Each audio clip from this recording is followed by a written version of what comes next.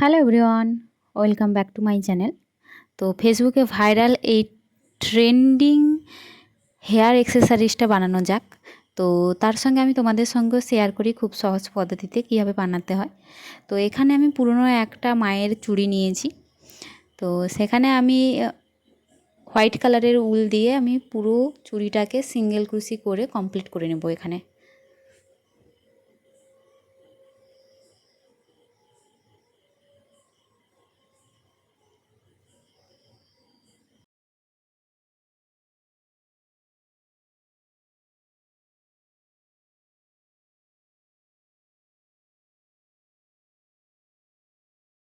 আমার এখানে পুরো চুড়িটা কমপ্লিট হয়ে গেছে। তো লাস্ট এখানে আমি ফার্স্টে যে সিঙ্গেল কুচি করেছিলাম তার উপরে আমি স্লিপ স্টিচ করব এবং ওয়ান চেন করে আমি সাদা উলটাকে কেটে নেব।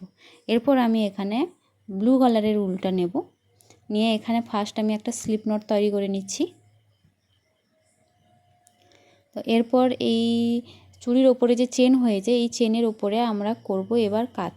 তো এবার কি করব, এই চেনের ভিতর থেকে ব্লু উলটা বের করে এনে এখানে করব টু চেন করার পর নেক্সট স্টিচে আমরা করব 1 ডাবল কুশি অ্যান্ড 1 ট্রিপল কুশি।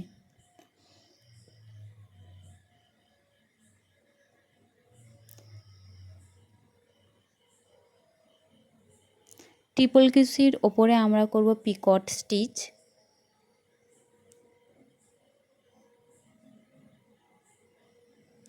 অ্যান্ড নেক্সট স্টিচে আমরা করব 1 ট্রিপল কুশি,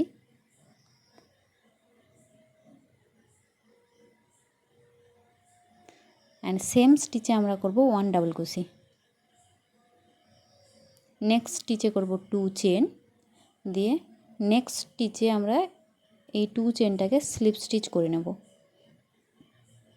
এইভাবে পুরো চুড়িতে আমরা এইভাবে সুন্দর করে প্যাটেল তৈরি করে নেব। সেম প্যাটার্নে সেম পদ্ধতি অবলম্বন করে আমরা এই চুড়ির চারিদিকে এই সুন্দর প্যাটেল তৈরি করে নেব। এখানে আমি দুটো করেছি, তারপর এখানে অর্ধেকের বেশি আমার কমপ্লিট হয়ে গেছে, এখানে আমি পুরো কমপ্লিট করে নিয়েছি। তো এই কেটে রাখা উলটাকে ভালোভাবে এই পাপড়ির ভেতরে আমরা স্টিচ করে নেব যাতে বোঝা না যায়।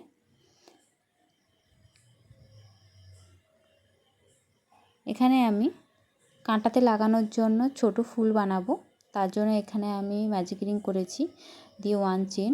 এই ম্যাজিক রিংয়ের ভেতরে আমরা করব 5 সিঙ্গেল কুশি।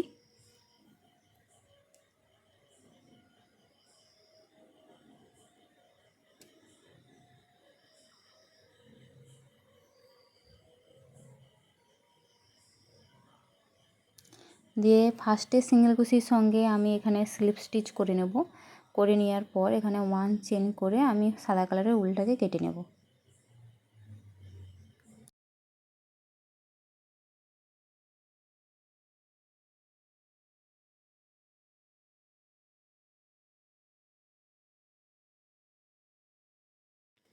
এখানে আমি স্লিপ স্টিচ করে নিয়েছি। স্লিপ স্টিচ করে নেওয়ার পর তারপরে করব 2 চেন, সেম স্টিচে করব 2 ডাবল কুশি, 1